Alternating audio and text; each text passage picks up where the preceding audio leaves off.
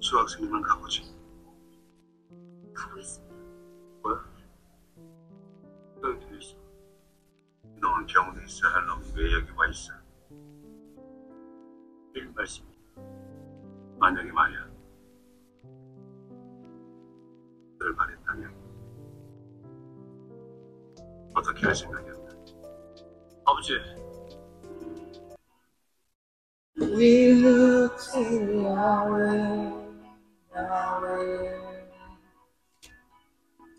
forever Yahweh, Yahweh.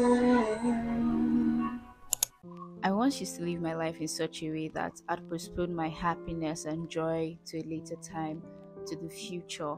Oh, I can't wait to be rich so I can afford these things, so my life will finally be interesting, so I'll finally enjoy my life. Right now, my life is boring and mundane, and I just felt like my life was less than and inferior. But in the past 2 years, I have learned that God gave me this life to enjoy it, and I don't have to postpone my happiness to a later time. And so I developed a few habits and changed my mindset in such a way that no matter what season I'm in, no matter where I'm at, how much I have, my life is enjoyable. I genuinely enjoy and love my life. And I'm going to be sharing with you in this video those habits and those mindsets that have helped me enjoy my life so far. I genuinely don't think you can enjoy your life if you're not content. Contentment is so important. Like, just being able to come to that point where you are enjoying where you are on the way to where you're going. So you are fine with where you are satisfied, you are actually happy, you're satisfied. And I honestly did not think that contentment was a problem for me until last year when I had to stay off social media. And then I realized how much I had never really taken time to enjoy anything in my life. It was always a what's next, what's next, what's next. Like, I never really just stopped. In 2021, I had to get to that point where I had to sit and tell myself that, you know what, I want these things, but even if they never come, I'm going to be happy with my life. I'm going to be satisfied with this life that God has called me to live, this boring, mundane life. Because last year I wasn't hitting any milestones. I wasn't coming on camera to speak to anyone. I was literally living a very regular life. Just go to school, eat, sleep, read a book, prepare for exams, go to church. Like, that was my life. I wasn't doing anything out of the ordinary. And it was so hard in the beginning because I genuinely did not know how to just sit with the simple everyday things and enjoy them. I was so discontent. I was always running after what's next. What more can I do? What else can I have? What I have is not enough. And learning contentment honestly changed my life and made me enjoy a lot better. So now I've gotten to a point where I'm like, okay, God, I'm very ambitious. I want these things. I want to get these things. I want to achieve these things. But even if I never achieve them, my life will not be a life that is devoid of joy and peace. There's a line in Jireh, the song by Maverick City and Elevation, that says, I will be content in every circumstance. Jireh, you are enough. And I believe that the moment you get to that point in your heart where you are okay and satisfied with God, being at the point where you're like, God, you are enough for me. Like, even if they take everything else, I'll be satisfied with having you. I have you. I have everything that I need. And this is not saying that God doesn't want us to be successful, or God doesn't want us to have money, or God doesn't want us to, do all these things with our lives. But when you can come to that point in your heart where you're like, if you strip everything else away, God, I'll be satisfied. I'll be at peace. You'll be my joy. You are my everything. Like, Jireh, you are enough for me. Take everything else away, you are enough for me. And because I used to be one of those people that if I'm broke, oh, everybody's gonna know. Everybody's going to know, because I'll be sad, I'll be thinking, I'll be worried, I'll be in a mood, I'll be miserable, honestly. And there's so many people like that. But when your heart is at the point where you know that, Jireh, you are enough for me. Like, you're my father, you're my everything, you provide, you take care of me. Everything I have comes from you. When you're content, you start to see everything as a blessing. And that's where I had to get to. Starting to see like, oh my gosh, my friends are actually so thoughtful. Because if you never really take the time to be satisfied with your life, you will never really see the fullness of your blessings. It will always look incomplete, like there's something missing, like you need more for you to be happy. You need more for you to be okay. So whether you're eating rice and beans or you're eating fried rice, whether you're eating at home or you're in a restaurant, you are genuinely fully content.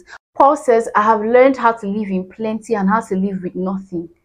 Like it's important. It's like it's an important training to undergo, and I think that everything else I'm going to say is going to be like off the foundation of contentment, because if you're not content, and you're always postponing your joy, postponing your happiness till later when you have more, always wanting more, it's a rat race. The Bible says it's like chasing the wind.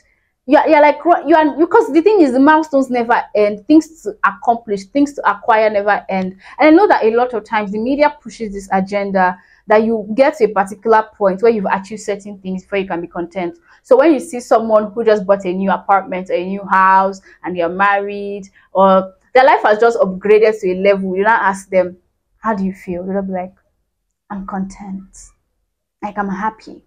Like, and it seems like it had to take them achieving these things for them to be content. But no, you have to get to that point where even if you lose something, you're fine. And see, when you get to this point I'm talking about, things will not have such a stronghold on you.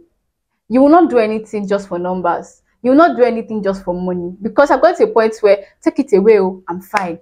I have it, I'm fine. And I think it's a very, very important foundation to enjoying your life, whether you have plenty or you have little.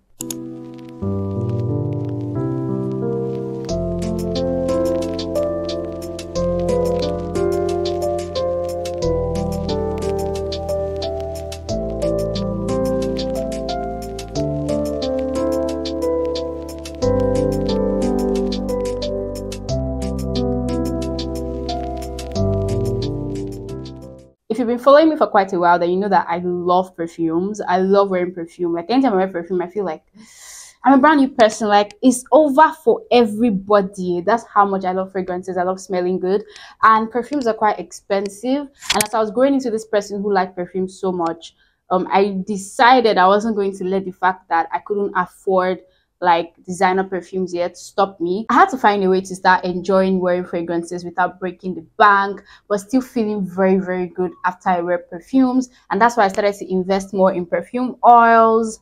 Perfume oils are quite affordable. When I wear fragrances, I try to make it such a moment. I like beautiful bottles, and a lot of designer fragrances have beautiful bottles. So I started to invest more in miniature, versions of these expensive perfumes. And when you see my perfume collection, because of how beautiful the bottles are and everything and how good they smell, you start thinking, oh my gosh, this girl is so rich. But that's not even it. They're very affordable. But because I know that perfumes are something that make me very, very happy, and just wearing fragrance, smelling good, even when I'm not going out, okay, even when I'm just going to stay in the house, once I take my bath, moisturize, I want to smell good. It makes me feel much better. No matter how bad I was feeling before, wearing fragrances elevates my mood like this. And whenever I want to wear perfume, the same way I wear it on camera, if you've ever seen my videos on Instagram or here on YouTube, the same way I wear it on camera is how I wear it in real life, bro. Like I will make it such a moment you think I'm in like an ad or something, and it's always such an enjoyable moment for me.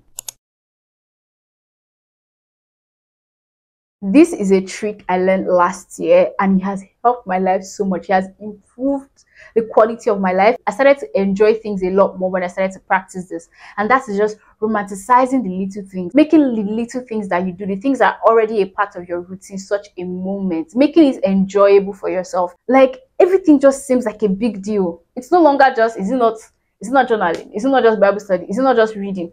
Like make it enjoyable for yourself. Even drinking water, I learned this one in school, right?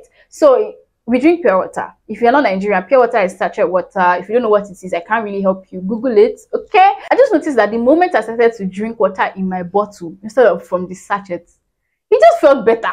It just feels more luxurious, okay? By the time I pour the water in my bottle first, put it in the fridge. By the time I want to drink water, I'm bringing it out of the fridge and I'm using the straw, or I'm drinking it. Like, it just feels better. It just feels like I'm about to do something grand, even though it is just drinking water. Or maybe you want to drink malt. Instead of just opening the can and sometimes pour it in a glass. Drink it as if you are drinking wine. See, guys, it's those simple things. It's just simple things. When I'm serving my food in my house, I don't use jaga jaga plates. Sometimes serve your food in a bowl, arrange it, just enjoy those, make those simple little things such a moment. No matter how much you have or how little you have, you just enjoy things a lot more, and your life just seems fuller, your life just seems better. I also talked about this with my Bible study, like using highlighters, those colored pens, just enjoying the process, making it better. Anything you can do to improve the quality of those things instead of doing it mindlessly. Okay, when you're rubbing your body lotion on your body, instead of just doing except you're rushing, of course, but sometimes apply the lotion as if you're shooting an ad for the company. Apply your lip gloss as if you're on camera and everybody is watching you and you're advertising the lip gloss. Like, do it, just enjoy it, put your mind, do things intentionally. Honestly, this is one of the biggest traits of my life, because you see me doing the most mundane little things and they just seem like, how is she enjoying this thing so much? Like the way I'll do them, the way I'll carry them, you would think that this thing has to be expensive, this thing has to be a big deal. But no, I've just decided to make those things a big deal for myself, decided to make those things luxurious for me, and it just makes my life much better. And this is in two ways: avoiding gossip and restricting your social media time. See, I know that nobody wants to associate with gossip. Everybody's like, I'm not a gossiper, I'm not a gossiper, I'm not a gossiper. But guys, that thing we call gists, that thing we always say, I just want to gist you, I have gist for you. You're calling your friend, I have gist, I have gist, I have gist.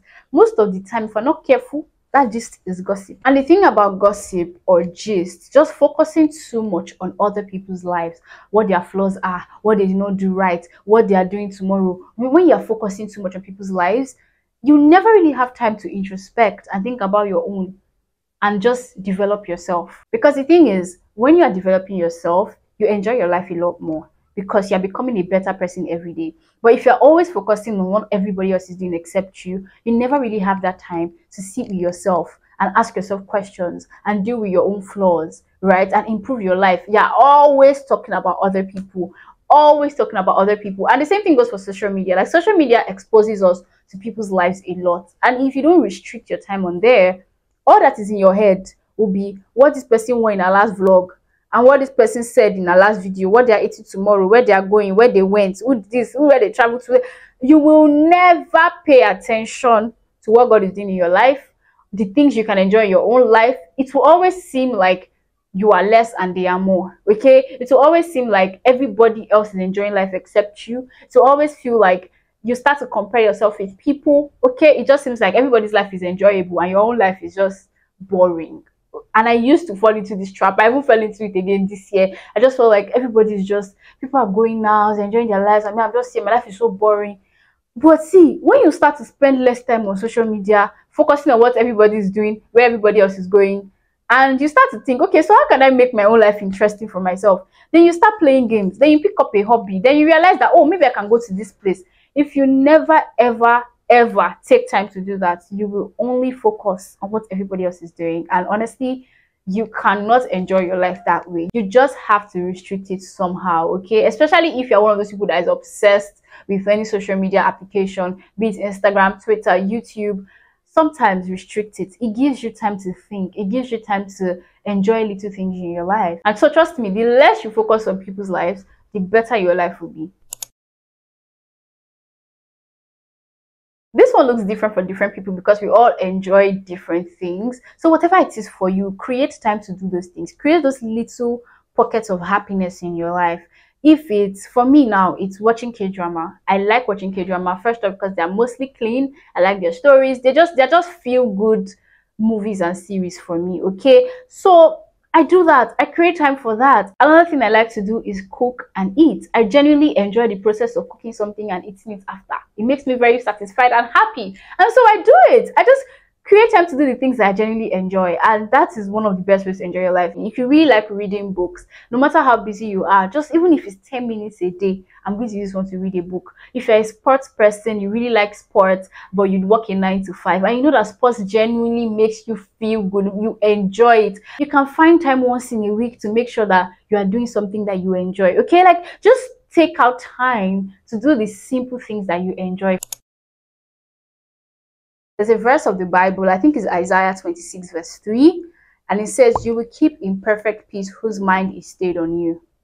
I really hope I'm getting that right. I put it on screen if I'm not. But focusing on God, keeping your eyes and fixing your gaze on Him, you will enjoy your life. I promise. See, it's almost similar to contentment, to be honest. This doesn't even have anything to do with material things, like whether you have money or not. Fixing your eyes on the author and finisher of your faith will make your life better. Okay, it will make your life more enjoyable. When you know your eternal destination, you know that you are a believer in the Lord Jesus Christ and you are saved and you are God's child. And even if you die now, you are going to be resurrected again and heaven is your home. When you know those truths, when you know those facts, your life becomes easier. You live lighter. You live lighter. Some things don't hold as much value as they used to. Even when people are offending you, even when people are mistreating you, when you're focused on God, and trust me, this is not an easy walk. It is not easy. And even when there's trouble, even when there's actual problems and you're battling things, whether it's health problems or financial problems, when your gaze is on Jesus, when your eyes are fixed on Him, you have a peace that surpasses human understanding. You start to understand that head or tails, I win. So trust me, like, no matter how hard life gets, no matter the things happening in your country, your city, whether you jackpot or not, whether you have money or not, whether ASU is doing this or not, even though your gaze may be shifting sometimes, and that's why you still need God, okay? You don't just want to be saved. You want to have an active relationship. You want to always be in communication with Him. You want to always be listening to Him, okay? You want to have an active relationship with Him. Even when your gaze shifts, He's there to redirect your gaze.